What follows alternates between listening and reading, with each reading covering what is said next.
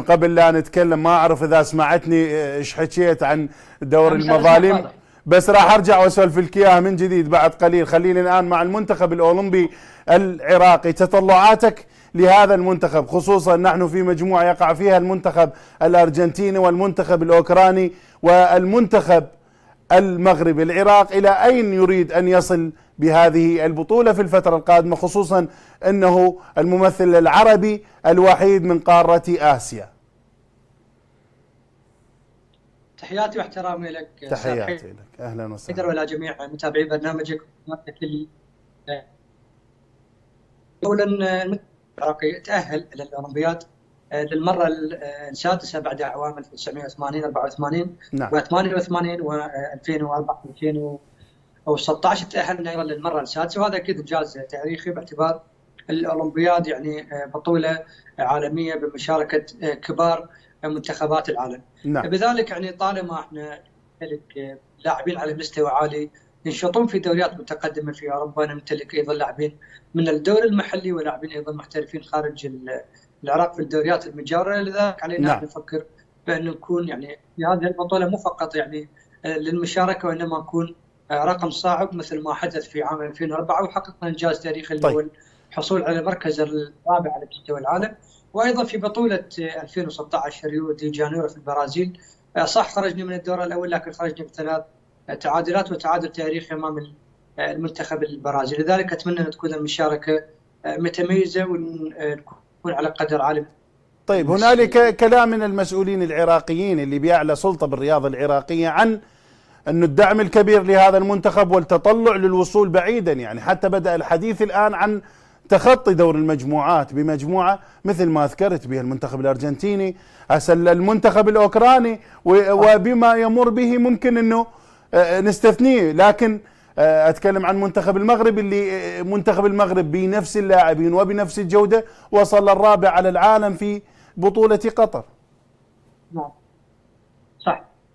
طبعا استاذ انا ذكرت لك بانه تقريبا المنتخب الاولمبي العراقي هو شبه المنتخب الاول تقريبا، يعني اغلب اللاعبين في المنتخب الوطني العراقي اللي شاركوا في اسيا هم حاليا متواجدين مع المنتخب الاولمبي العراقي، بالاضافه الى 3 لاعبين فوق السن القانوني. نعم. انا عن نفسي في ظل وجود مثل هكذا نوعيه لاعبين كادر تدريبي مستقر، الاتحاد لم يدخل جهدا في هذا الموضوع، دعم المنتخب الاولمبي بمعسكرات تدريبيه بمباريات وديه. نعم. الان ايضا سنواجه البارق منتخب نيوزيلندا وديا في فرنسا قبل الدخول في المنافسات، لذلك انا عن رايي اتمنى ان تكون المشاركه مو فقط يعني رقم، وانما نكون منافسين على خطف احدى بطاقات التاهل للدور القادم. لدينا كم لاعبين ممكن ان ينقذ المنتخب بهذه البطولة؟ يعني اتكلم عن انه المحترفين، اتكلم عن انه النجوم الان اللي متواجدين من علي جاسم، امثال علي جاسم، التألق اللي دا يصبح بدوري نجوم العراق قوقية، وهذه اللمسات الرائعة اللي شاهدناها مع الزوراء بالفترة الأخيرة، وكذلك أيضا لاعبين المغتربين المحترفين خارج العراق. ممكن أن نصنع توليفة قد تذهب بنا بعيدا؟ نعم طبعا لأول مرة أستاذ حيدر نشاهد كم هائل من اللاعبين، طبعا وفرة كبيرة ما بين لاعبين الدوري المحلي، لاعبين المحترفين خارج العراق سواء مغتربين أو محترفين بدول الجوار. نعم. أيضا لاعبين من المنتخب الوطني الآن يستحقون التواجد من ناحية فوق السن القانوني، بالإضافة لأنه بالأساس أعمارهم الحقيقية تسمح لهم بالتواجد في ظل تواجد مثل هكذا نوعية لاعبين. نعم. وكادر تدريبي محترم وتوفير مقومات النجاح منها مباريات ودية، معسكرات تدريبية، عامل احتكاك. أعتقد أن الظروف مناسبة لأن يكون المنتخب الأولمبي العراقي مشاركته ملبية للطموح في هذه البطولة، مو فقط يعني تكملة عدد.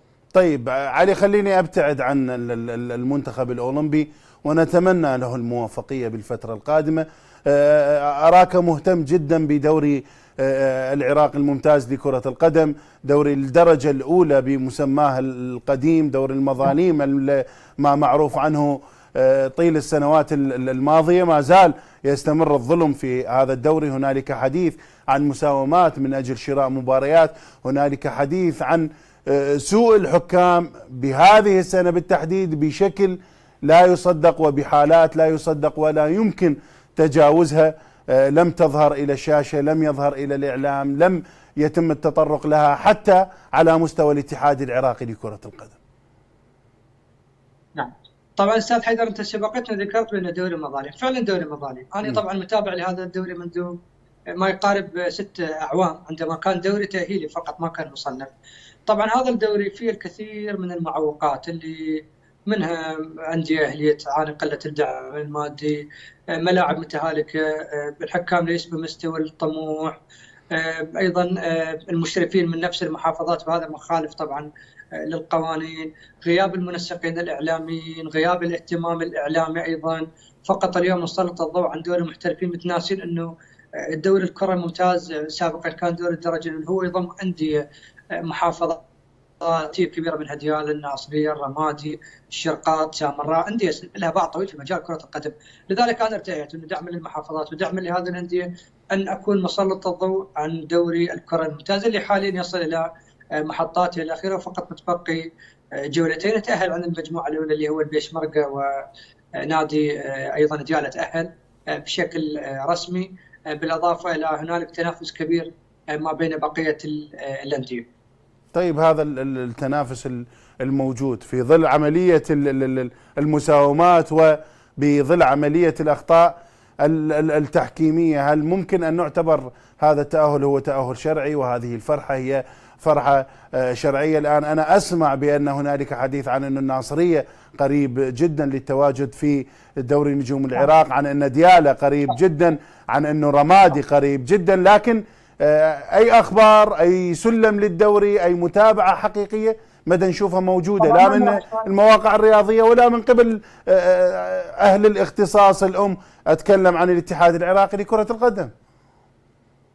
طبعا في آخر اجتماع عندما حدثت القرعة كان الاتفاق أن تكون من كل مجموعة يتأهل 4 أندية إلى التصفيات النهائية. طبعا هذا النظام لأول مرة يحدث في الدوريات، يعني ما شاهدنا نظام حتى خارج العراق، ما شاهدنا مثل هكذا نظام يتأهل 8 أندية من كل مجموعة 4 بعد يتم تقسيم ال8 أندية إلى مجموعتين، يتأهل البطل إلى دوري نجوم العراق الثواني يخوضون ما بينهما مباراة، الفائز يواجه صاحب الترتيب ال18 من دوري النجوم العراق، الفائز سيتواجد في دوري نجوم العراق. لذلك هذا هو النظام الدوري كرة الممتازة المؤهل إلى دوري المحترفين. ما يخص الأندية اللي تأهلت، القرمة تأهل متصدرا، نادي البيشمركة تأهل ثانية، ونادي ديالة تأهل بشكل رسمي. أما بقية الأندية لغاية الآن لم تحسم، لكن الناصرية تقريبا يعني على مشارف التأهل إلى الدور الحاسم، بالإضافة إلى ميسان والاتصالات وأيضا كيف سيتم خوض الدور الحاسم؟ هل سيتم خوضه بنظام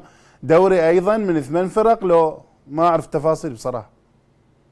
المجموعتين كل مجموعة تضم 4 أندية بنظام الذهاب والإياب. نعم، هاي بعد الذهاب والإياب يتأهل عن مجموعة المتصدر إلى الدور الممتاز، والمجموعة الثانية المتصدر يتأهل إلى الدور الممتاز. نعم. يبقى أفضل ثواني راح يلعبون بيناتهم، اللي من عندهم يفوز يلعب مع صاحب المركز 18 اللي خلينا نقول بالبلاي اوف، مع صاحب المركز ال18 من دوري نجوم العراق. الفائز سيتواجد في دوري نجوم العراق سواء من دوري النجوم او من دوري الكرة الممتازة. طيب هذا ما يخص عملية التأهل. من تتوقع انه ابرز الفرق التي ستكون حاضرة بدوري نجوم العراق والاوفر حظا لغاية الان؟ طبعا استاذ حيدر هناك تنافس كبير، يعني ما اخفي لك سر بين الانديه، والدليل ان المجموعه الثانيه فقط ديالة ضمن التاهل. يعني لغايه الان الجميع تقريبا الانديه حظوظها بتساوي ممكن تتاهل الى الدور الحاسم. اما بالنسبه للمجموعه الاولى عفوا، تقريبا الناصريه والاتصالات وايضا ميسان والمصاف الجنوب ايضا لديهم الحظوظ الكبيره بالتاهل الى الدور المقبل. تقريبا ديالة لم يذق طعم الخسارة فقط مرة واحدة. نعم. حظوظه كبيرة بالتأهل. القرمة أيضا بحكم أنه يمتلك الدعم المادي الكبير يعني، وأيضا صح استقرار تدريبي ما مستقر تدريبيا، لكن قيادة الكابتن ناطق حداد نوعا ما استطاع من تصحيح المسار. لذلك أتوقع ديالة والقرمة تقريبا يعني هؤلاء هم الأفضل حاليا في دوري الكرة الممتاز. الناصرية في بداية المشوار كان جيد، لكن بعد سلسلة يعني إقالة واستقالة المدربين تراجع فنيا. أيضا نادي البشمركة ما يقل شيء عن بقية الأندية، أيضا واحد من أفضل الأندية المتواجدة في دوري الكرة الممتاز، وأيضا يمتلك حظوظ كبيرة بالتأهل. طيب، ما رأيك بالحديث عن موضوع المساومات وبيع وشراء المباريات قبل أن أذهب إلى موضوع الحكام؟ طبعا أستاذ، في الموسم الماضي ألف علامة استفهام على موضوع الدوري، باعتبار أنه في الموسم الماضي كان على النظام القديم نظام التأهل كان يعني انحسم بشكل مبكر. لذلك كان هنالك يعني تهاون من بعض الأندية، طبعا مو جميع الأندية، لكن في النظام الجديد طالما هنالك تأهل 4 أندية من كل مجموعة، حد من عملية التهاون والتلاعب بالنتائج. والدليل أنه لغاية الجولة المقبلة ملامح الهبوط ما اتضحت، ملامح التأهل ما اتضحت. لذلك هذا الموسم هو الأقل تلاعب في النتائج. هذا الموسم هو الأقل تلاعب بالنتائج، لكن رغم هذه القلة الحديث ما زال متواصل لغاية الآن. بالتالي خلينا نتكلم عن مشكلة الحكام. لماذا لم يتم التطرق لها لا بالإعلام ولا حتى من قبل الاتحاد العراقي لكرة القدم، ولا شفنا اعتراضات من قبل الأندية؟ نعم، بعض الأخبار تنشر في مواقع الفيسبوك، لكن بشكل رسمي لا يوجد. أم هنالك ما هو موجود؟ طبعا أستاذ حيدر، يعني عدم نقل الدوري تلفزيونيا أثر بشكل كبير على الأندية، وأيضا أتاح يعني للحكام أنه ما يكون يعني هنالك يعني انتباه للأخطاء. أنا اليوم عندما تكون المباراة منقولة تلفزيونيا، حتى الحكم إذا أخطأ تستطيع تكون هنالك ورقة ضغط من قبل الأندية من قبل الاتحاد. لكن أنت اليوم الدوري ما منقل، الاتحاد لا راح يعلم ما هي الأخطاء، لا تكون هنالك لجنة فنية يعني تقيم. لذلك الأندية ظلمت في هذا الموضوع. أنا كنت أتمنى أن يكون الدوري منقول تلفزيونيا. نعم، نقل في الجولات الأخيرة عبر القناة الرابعة، لكن الخطوة كانت متأخرة قبل اتحاد الكرة. بالتالي أن اليوم الحكام تسمية حكام، بعض الحكام طبعا ليس بمستوى الطموح، وبنفس الوقت بما أنه دوري الكرة الممتاز يضم أندية محافظاتية تمتلك قاعدة جماهيرية كبيرة، بعض الحكام ممكن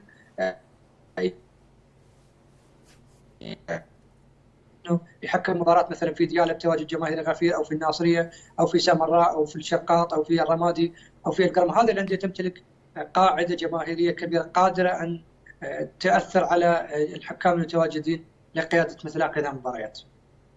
طيب علي، بعيد عن دوري المظالم خلينا نذهب إلى دوري نجوم العراق. ما رأيك بمستوى هذا الدوري بهذا العام بالتحديد، والكلام عن أنه من الممكن الموسم القادم أن ننطلق بدوري المحترفين بتراخيصه الأساسية وبكل أموره، خصوصا أن مباراة الكلاسيكو بين الزوراء والقوة الجوية هي ستكون مباراة الانتقال إلى عالم الاحتراف من ناحية الإعلان ومن ناحية الإعلام ومن ناحية التطبيق والتنفيذ بكل شيء. طبعا أستاذ حيدر، يعني هذا الموسم موسم استثنائي ومتميز من كافة النواحي. انتقلنا من الصفر إلى مرتبة أعلى جدا. طبعا في ظل الموسم الأول من دوري نجوم العراق، أنا أعتبره ناجح وبنسبة كبيرة، عطفا على الملاعب الدولية، عطفا على تطبيق الشهادات التدريبية للمدربين، نعم. عطفا على تطبيق تقنية الفار، عطفا على التواجد الجماهيري، نظام المحترفين، نظام التراخيص. هذه الجوانب يعني كانت إيجابية على دوري المحترفين وصبت بمصلحة الدوري. لذلك أيضا حتى موضوع التنافس، أنا الآن أشاهد تنافس بين الشرطة والقوى الجوية، كاروفر بين الصدارة. حاليا الشرطة متصدر مؤقتا، اليوم القوى الجوية لو فاز سيستعيد الصدارة. سابقا كانت هنالك أيضا سجال ما بين الطرفين. الزوراء عقب قوة التنافس. الأندية الشمالية في هذا الموسم تميزت، وجود دعم مادي من رئاسة الوزراء. كل الظروف مناسبة للعراق أن يكون دوري المحترفين على مستوى عالي، ونطمح للأفضل في قادم المواسم. نعم. طيب علي، هنالك بعض المطالب من قبل بعض المدربين المحليين بأن يشرع قانون بأن المدرب لا يدرب فرق أخرى في حال تم الاستغناء عنه أو تمت الاستقالة أو تمت إقالته من فريق في دوري نجوم العراق. هل أنت مع هذا القرار أم ضده؟ بكل تأكيد مع هذا القرار عملية تدوير المدربين عملية مقرفة، خصوصا في السنوات الماضية شاهدنا مدربين تقريبا في موسم يدرب 6 إلى 7 أندية ما بين متنقلة ما بين دوري المحترفين والدوري الممتاز. هذه هي عملية خاطئة. أنا أتمنى أن يكون يعني نحد من هذا الموضوع. نعم. ونحدد يعني بنسبة تكون نسبة معينة ما بين الأندية والمدربين. بهذا الأمر أنا أتمنى يحدده خبراء كرة القدم الآن نمتلك خيرة الكفاءات والتدريب المتواجدة. هذا الأمر أنا